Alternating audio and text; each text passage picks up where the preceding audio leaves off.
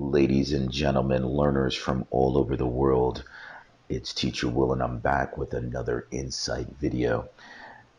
I reached out to this individual and I asked him, hey, would you like to participate in Insight? And I am extremely humbled and grateful that he said yes. So without further ado, teacher, let us know your name and where are you from? Hey, Teacher Will. My name's Teacher Ken. I am from Scotland, which is part of the United Kingdom. And at the moment, I'm not in the United Kingdom. I'm actually in Bangkok in Thailand. And I've been here for about 10 years. But as I'm answering these questions, I'm going to be traveling back to Scotland. So I'm Teacher Ken. Get English tips. All right, Teacher Ken, I got a lot of questions for you. So let's get ready. Get ready, get set. Here we go. What is your favorite color? So we've got a lot of questions, have we? My favorite color. I love this color here, if you can see it. I love blue skies. On my Instagram channel, it's all black, so black's my color, and also tangerine, which is the colors of my football team, black and tangerine. So there you go, three my favorite colors. Your favorite day of the week? My favorite day of the week? I don't think I have a favorite day of the week. I actually love every day. I know that sounds really, hyper, but I love every day. I work for myself. I love if you ask me what favorite time of day, it has to be coffee time. That's my favorite time of day. If I gave you $1 million, what would you do with the money? If you gave me $1 million, the first thing I would do, I wouldn't touch it, and I would say, well, where did you get that? And if you convinced me that everything was okay, I would say, okay, I'll take it. Actually, I wouldn't keep it, if I'm being totally honest with you.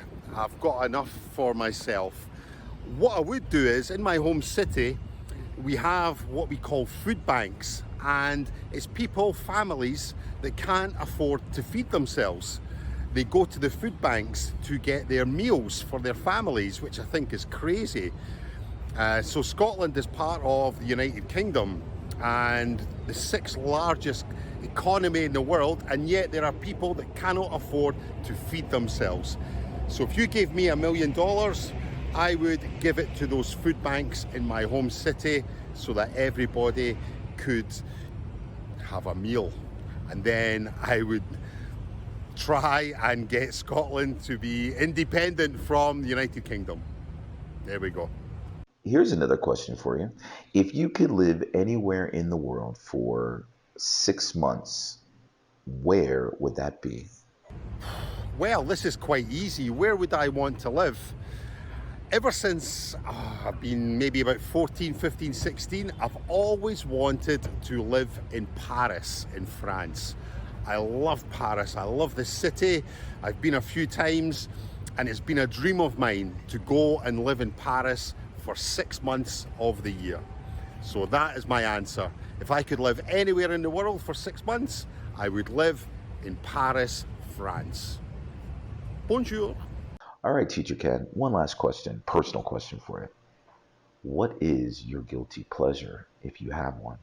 Well, I moved back to Scotland a few months ago, and since I've moved back, I have piled on the pounds. I've added so much weight because in Scotland, I love bread and I love chocolate, and it's everywhere. So I'm going to have to cut it out and stop using it and stop eating it.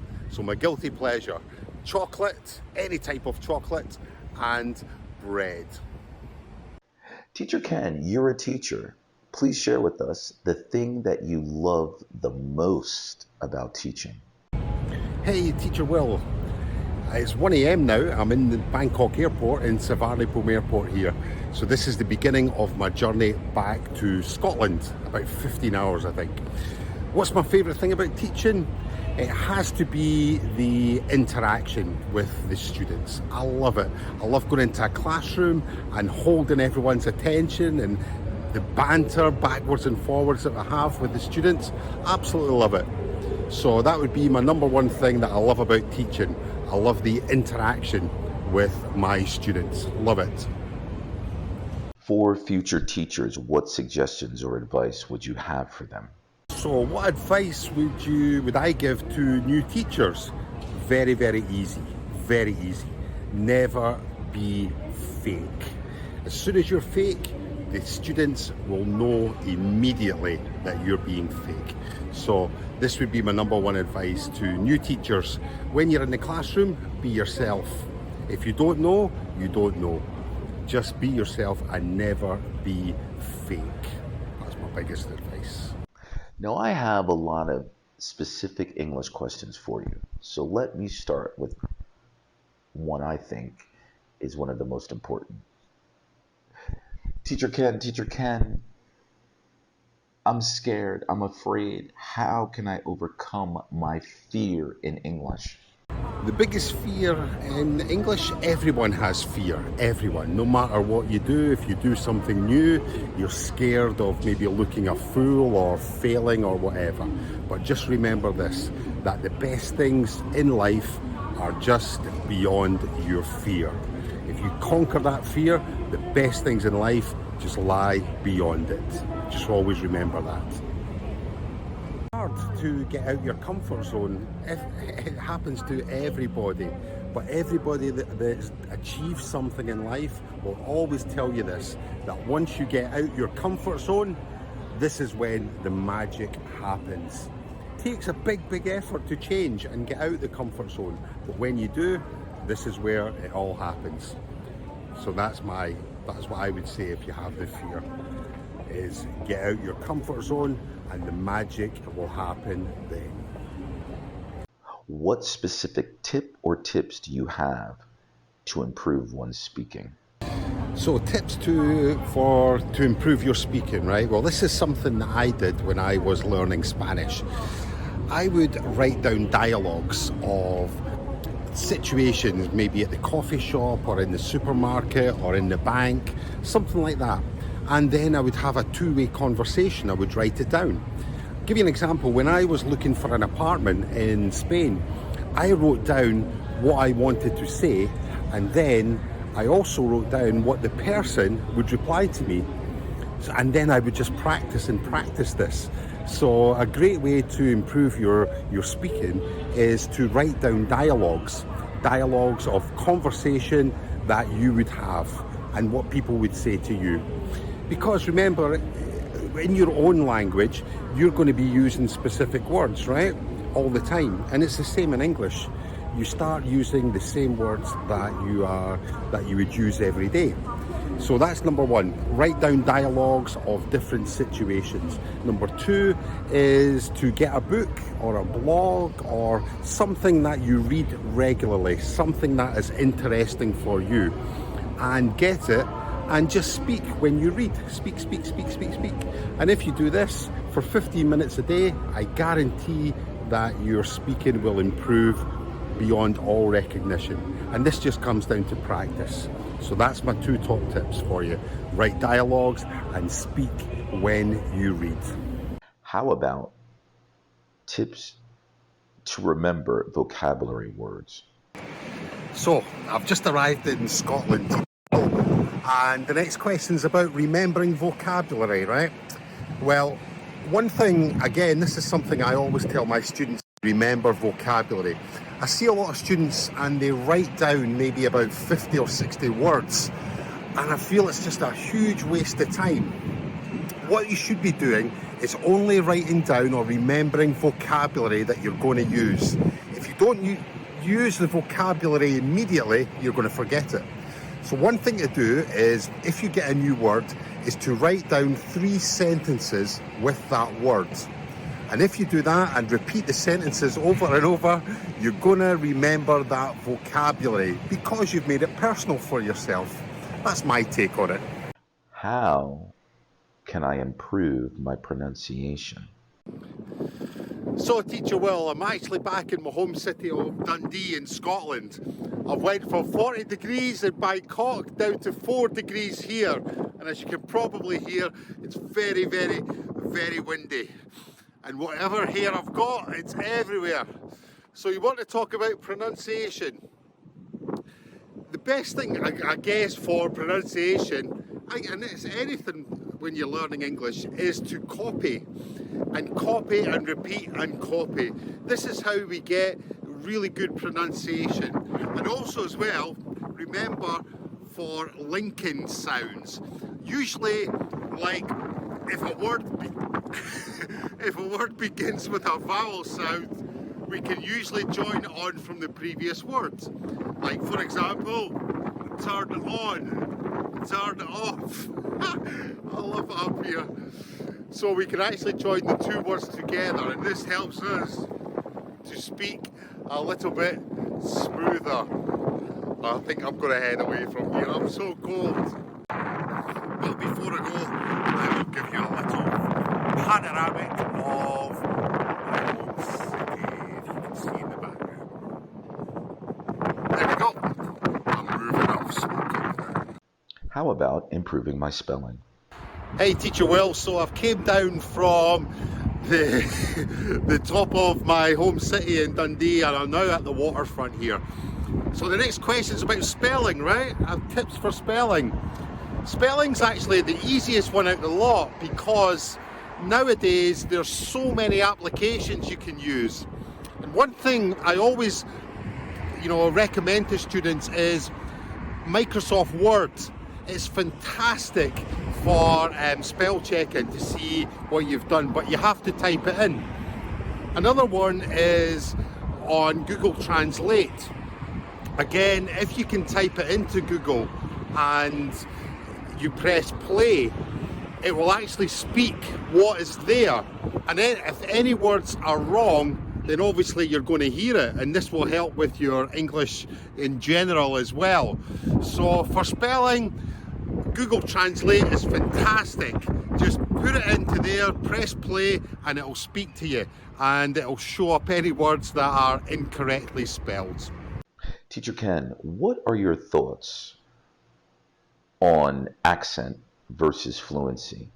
Which is more important to you and why? I guess it really depends on the person.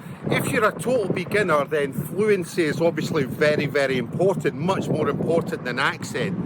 But if you've been learning for a while, it's really, really fun and interesting to try and learn an accent.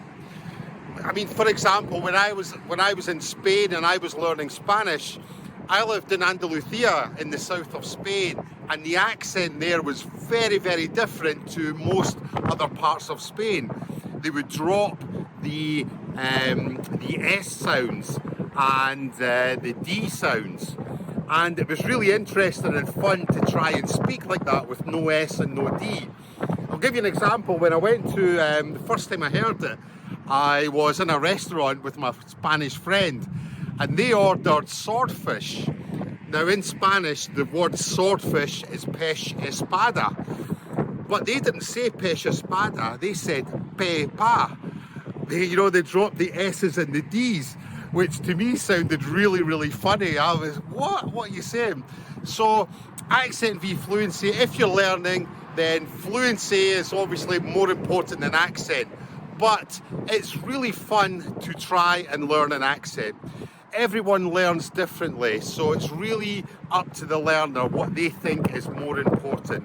But for me, beginner is fluency. Once you know a bit, it's fun to try and learn an accent. But you have to put accent and fluency together. There's no point in trying learning and having an accent if your fluency is not there. So that would be my recommendation. What are some of your favorite words in English? Now, favourite word in English, my goodness, what would it be?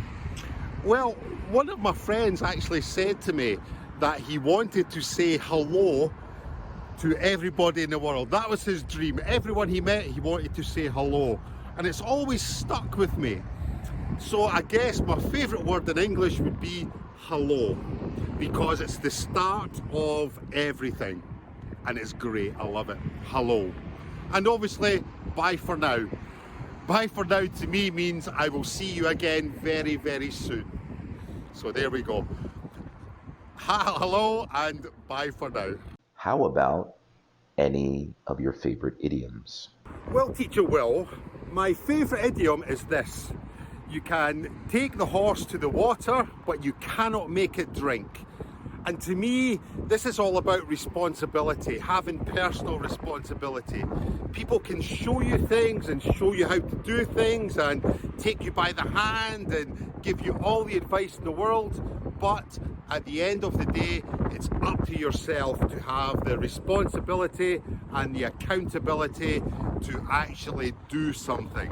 The bottom line is, it's your responsibility to take action. So you can take the horse to the water, but you cannot make it drink. That's my favourite idiom. Social media is a wonderful thing. In your opinion, how do you think social media can assist in one's learning English? How can social media help English learners? My goodness, that's so easy. Social media is a fantastic tool for learning anything. It's the new university. It's of life, you know. Before, people would have to go to school or to university to learn. But nowadays we have social media. Everybody is an expert. People have their expertise in all different fields. And this is where learners can grab onto someone and learn something. This is why I'm here. I like teaching English. I think I'm knowledgeable, and my expertise, if you like, is here for people. And if you want to learn anything, social media is fantastic. You have the experts and you have the community where people can learn from everyone else. So social media is fantastic for learning English. All the tools are there for you. In your opinion, what do you think the advantages and disadvantages of social media are? You know something, Will? I don't think there's any disadvantages of social media at all. I really don't think there is. I think it's all about how people use it. And there's so many benefits of social media. It's like, I guess it's a new community. It's a new way of life for people. It's a new way of learning. It's like anything else. If people don't use it correctly, then that's them. It's not the actual social media itself. So for me, I would have no problems with my kids using social media. They would know how to use it correctly. So advantages, everything's at your fingertips. Google is your new university. Anything you want to know, you have Google. Google is now a verb. My goodness, that just tells you everything. Disadvantages, as I said, it's up to the individual, how they use it. It's not social media itself. I don't see any problems with social media. What's a video that you always wanted to make, but you haven't had a chance to do it yet? You know, Will, this is the video I've always wanted to do, and I guess you've pushed me into it. Insight into myself, that would be it. What does the word insight mean to you? Insight to me just means giving your opinion. Maybe it's an expert opinion, maybe it's your experience, but an insight is just giving across your opinion, your experience of a topic. There's no such thing as right or wrong, really, these days. It's all about people's opinions and people's experience. And if you can put that across in that way, then that's what it is. And people can either learn from a little bit, from a lot, or they don't learn anything at all from you. That's what insight means to me. Teacher Darren, this year I have a theme, 2020, have a clear vision. In your opinion, how do you think that theme can assist learners with respect to their English? Teacher Darren, this is Teacher Ken. I guess having a clear vision, a 2020 vision of why you're learning is so important. I mean, why are you learning English? Is it just for fun? Is it for academic? Is it for business? Why are you learning? If you turn up and I want to learn English, why? Because you don't have an end goal, so there's nothing that you are going to feel you have achieved by it. If you know, if it's just for fun, then tell me it's just for fun, and then you feel like you've achieved something. So for me, having a clear vision of why you're learning anything is always very, very important. How would you describe Teacher Will? I guess what I like about Teacher Will is he's teaching you how to learn rather than what to learn, but different ways of learning, finding your way. So I guess that kind of resonates with myself more, is how he's teaching people how to learn, which I really love. All right, Teacher Ken, thank you so much again for participating in Insight. Any final comments, words of wisdom with respect to one's life or with respect to their English? The floor is yours. My advice to you would be to listen to nobody, including me. Find what works for you. What teacher works for you? Whether it's one teacher, whether it's 100 teachers. Find what works for you. Everybody is individual in how they learn. So find out what works for you and then go with the flow. Always remember as well, things change over time. What seems good for you one day, in a month's time or 6 months' time, is not going to be good for you. So it's okay to be like that. Things change. Go with the flow, find out what works for you and do it. Remember, you can take the horse to water, but you cannot make it drink. Personal responsibility. Bye for now.